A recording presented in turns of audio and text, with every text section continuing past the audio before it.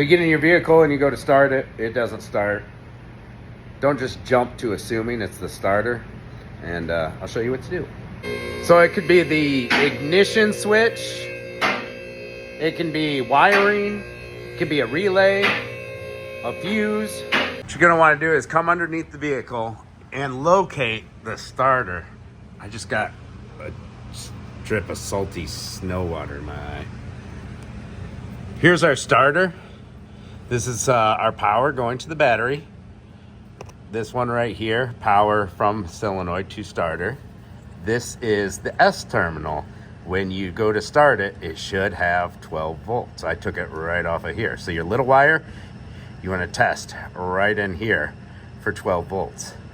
If it's getting 12 volts, then you know it's either the starter or the wire going to the starter that's bad. Could be this wire, which can be repaired, but might as well just replace the starter. Bust out your multimeter, grab a buddy to turn the key switch, and let's see if it lights up 12 volts. All right, we got power to our wire, so make sure you don't have loose battery connection.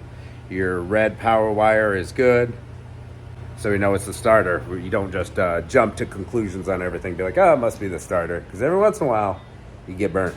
New starter is installed. The starter he gave us was like a redesign. It was like a lot shorter, but it works. It starts.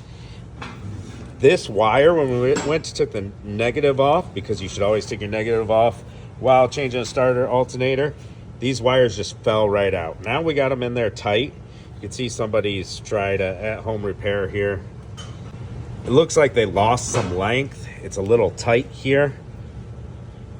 So that should be addressed in the future, but a loose wire here will cause more resistance, could cause more strain on the starter, and that's why the starter went out, possibly. I also got to use my new Timu tool for the first time.